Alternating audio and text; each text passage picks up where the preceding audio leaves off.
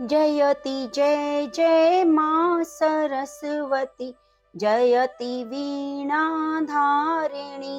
जयति पद्मासना माता, जयति शुभ वरदायिनी, जयति जय जय मा सरस्वती, जयति वीणाधारिणी।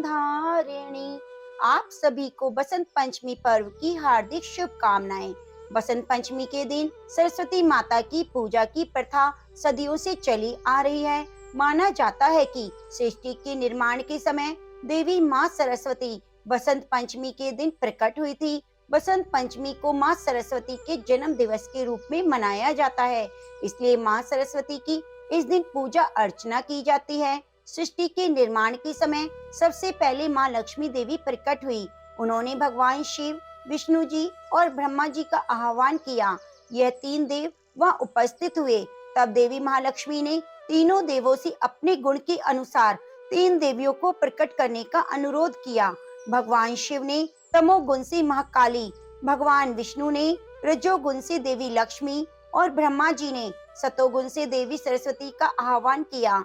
जब ये तीनों देवियां प्रकट हुई, तब जिन जिन देवों ने जिन जिन देवियों का आह्वान किया, उन्हें उन देवियों का सृष्टि का संचालन हेतु महालक्ष्मी ने भेंट कर दिया। इसके बाद स्वयं महालक्ष्मी माता लक्ष्मी के स्वरूप में समा गई। सृष्टि का निर्माण कार्य पूरा होने के बाद श्री ब्रह्मा जी ने जब अपनी बनाई हुई सृष्टि को देखा, तो वह मेरे शरीर के समान थी, क्योंकि उसमें न कोई स्वर था न वाणी थी। अपनी उदासीन सृष्टि को देखकर ब्रह्मा जी को बिल्कुल भी अच्छा नहीं लगा। ब्रह्मा जी भगवान विष्णु के पास गए, अपनी उदासीन सृष्टि के विषय में उन्हें बताया। ब्रह्मा जी ने तब विष्णु भगवान से कहा, देवी सरस्वती आपकी इस समस्या का समाधान कर सकती हैं। आप उनका आह्वान कीजिए। उनकी वीणा के स्वर से आपकी सृष्टि में ध्वनि प्रवाहित होने लगेगी। तब भगवान विष्णु के कहे अनुसार ब्रह्मा जी ने देवी सरस्वती का आह्वान किया। देवी माँ सरस्वती प्रकट होने पर ब्रह्मा जी ने उन्हें अपनी वीणा से सृष्टि में स्वर भरने का अनुरोध किया। सरस्वती ने जैसे ही वीणा के तारों को छुआ, उसमें सहसा शब्द फूट पड़ा। यह शब्द संगीत के सप्त सुरों में प्रथम सुर है। इस सरस्वती ने ब्रह्मा जी के मुख में ध्वनि का संचार हुआ। हवाओं में सागर, पशु पक्षियों और अन्य जीवों को भी वाणी मिल गई। नदियों से कलकल की ध्वनि फूटने लगी। इससे ब्रह्मा जी अति प्रसन्न हो गए। उन्होंने सरस्वती को वीणा की देवी का नाम देते हुए बागेश्वरी नाम दिया। सरस्वती जी का एक नाम यह भी है। सरस्वती माता के हाथों में वीणा होने के कारण उन्हें वीणा धारिणी कहा जाता है। माँ सरस्वती, माँ लक्ष्मी और माँ गंगा, ये तीनों ही भगवान श्री हरि विष्णु की तीन पत्नियां थी। तीनों श्री नारायण जी को प्रसन्न रखने का पूरा प्रयास करती, ताकि भगवान श्री हरि विष्णु का उन्हें विशेष प्रेम प्राप्त हो सके। लेकिन सरस्वती माता को हमेशा यह लगता कि भगवान श्री हरि विष्णु गंगा से ज्यादा प्रेम करते हैं।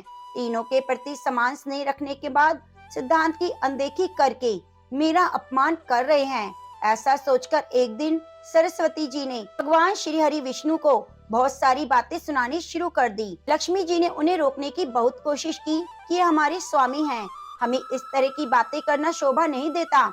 लेकिन वे गुस्से के कारण नारायण को तरह तरह के ताने मारने लगी और गंगा जी को भी अपशब्द कहने लगी। तब भगवान श्री हरि विष्णु की कुछ भी समझ में नहीं आया।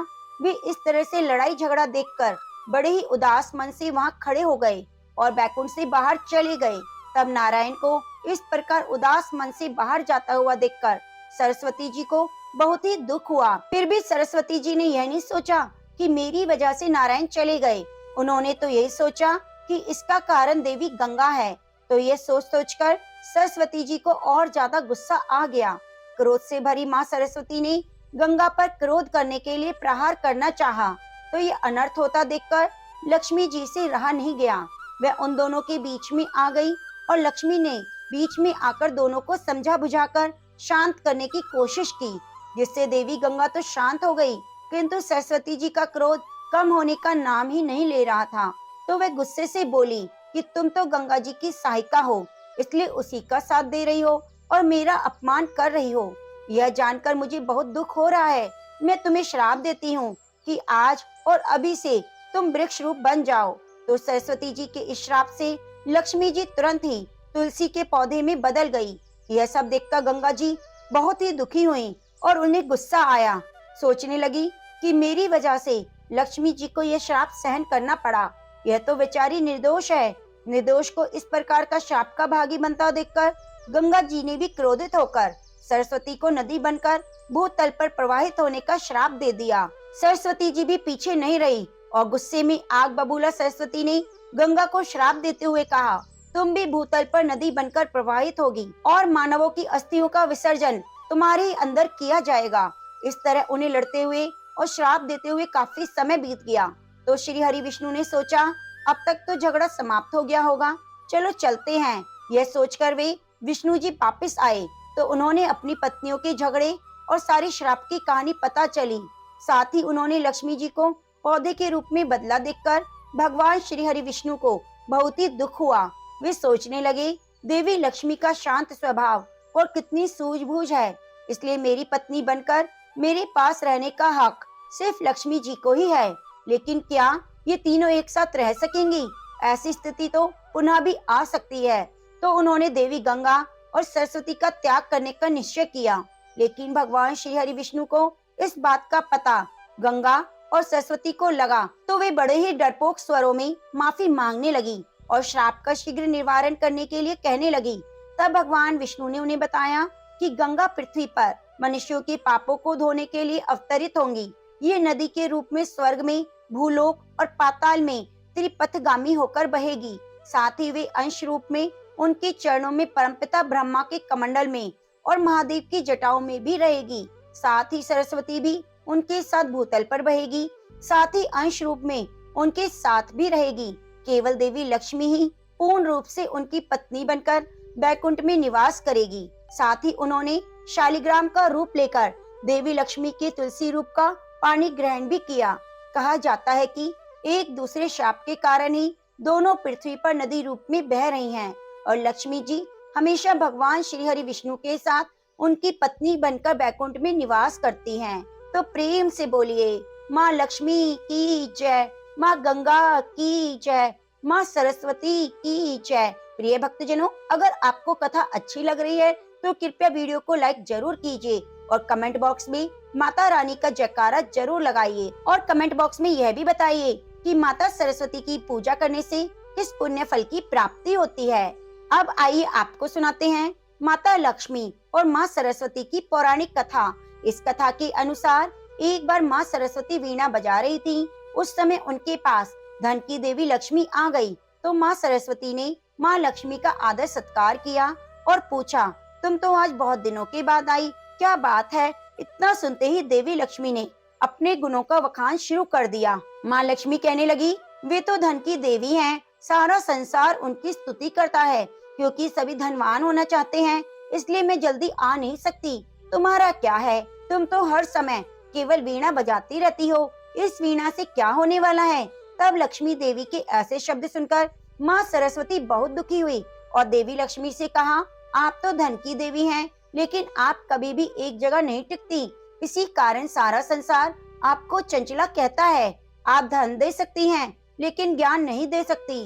ज्ञान की कमी के कारण व्यक्ति कभी भी धन का सही उपयोग नहीं कर सकता, इसलिए तुम्हारी भी जरूरत है और मेरी भी जरूरत है। जो ज्ञानी व्यक्ति होगा, अगर उसका धन अभाव है तो वह भी अपने ज्ञान से धन प्राप्त कर लेगा, लेकिन धन होने से और ज्ञान न होने से धन का सही उपयोग नहीं कर सकता। यह सुनकर देवी लक्ष्मी को बहुत ही क्रोध आ गया और दोनों के बीच में लड़ाई होने लगी। तो धन और ज्ञान पर बहस को इस प्रकार बढ़ते देखकर देवताओं ने आदि शक्ति से इसका उपाय पूछा।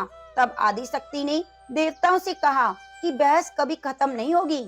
धरती पर जब तक जीवन रहेगा तब तक धन और ज्ञान की श्रेष्ठता ये द्वंद्व चलता रहेगा। धन मिलने से सभी खुश होंगे, लेकिन ज्ञान के अभाव में धन का सदुपयोग नहीं कर पाएंगे, इसलिए ज्ञान को भी बराबर महत्व देते हुए बसंत पंचमी के दिन माँ सरस्वती की बड़े ही पूजा भाव से, श्रद्धा भाव से पूजा करनी चाहिए। तो प्रेम से बोलिए, माँ लक्ष्मी की जय, विष्णु भगवान की जय। एक कन्या थी, जब वह थोड़ी बड़ी हुई उसको समझ आने लगा तब से वह तुलसी माता की पूजा करने लगी। उसके प्रतिदिन का नियम था कि तुलसी माता जी की पूजा करने के बाद ही खाना खाती। जब वह कन्या शादी के लायक हुई, तब उसके माता पिता ने उसकी शादी करवा दी। कन्या को उसके माता पिता ने दहेज में एक तुलसी का गमला दिया। ससुराल में वह प्रतिदिन सवेरे उठती, पूजा करती, उसके बाद ही खाना खाती। उसकी दो जेठानियां थी, वे दोनों उसका मजाक उड़ाती कि बड़ी नियम धर्म वाली बनती है। उन दोनों को उससे बहुत ईर्ष्या होती, इसलिए वे दोनों तुलसी जी का गमला छुपा देती। वह कन्या बड़ी मुश्किल से गमला ढूंढ कर लाती और अच्छे से पूजा करती, फिर खाना खाती। वह गमला ढूंढ कर लाती तो एक दिन उसकी जिठानियों ने क्या किया कि गमला ही दूर फेंक दिया। कन्या ने खूब ढूंढा, पर उसे गमला नहीं मिला। वह बहुत परेशान हुई। उस दिन तो खाने में उसने कुछ भी नहीं खाया, क्योंकि उसका नियम था कि जब तक वह तुलसी माता की पूजा नहीं करेगी, वह कुछ नहीं खाएगी। उस कन्या की सच्ची भक्ति देखकर तुलसी माता उससे बहुत प्रसन्न हो गई और कमरे में तुलसी माता का गमला प्रकट हो गया। अगले दिन सुबह जब उठी तो क्या देखती है, उसकी खाट के चारों कोनों पर तुलसी माता का गमला आ गया है। यह देखकर वह बहुत प्रसन्न हो गई। अब मेरी तुलसी माता को कोई चुरा नहीं सकेगा। पूजन करने के लिए भी कहीं जाना नहीं पड़ेगा। कोई मेरी तुलसी माता को फेंकेगा भी नहीं। वह तो जल्दी से उठकर स्नान करती और तुलसी माता का पूजन कर लेती। जब वह खाना खाने बैठी तो उसकी जिठानियां मजाक करने लगी। लो, देवरानी जी का नियम धर्म पूरा हो गया। उससे पूछती हैं, तुलसी जी की पूजा कर ली क्या? देवरानी बोली, हाँ कर ली।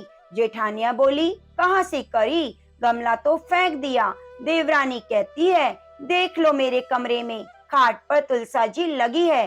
जेठानिया बहुत शर्मिंदा हुई और बोली कि देवरानी, तेरी भक्ति सच्ची है, हमने तुझे बहुत परेशान किया, हमें माफ कर दो। देवरानी उन्हें माफ कर देती है। हम भी तुलसी माता से प्रार्थना करते हैं, हे तुलसी माता, जैसी कृपा आपने देवरानी पर करी वैसी सभी पर करना। तो प्रेम से बोलिए, तुलसी माता की जय।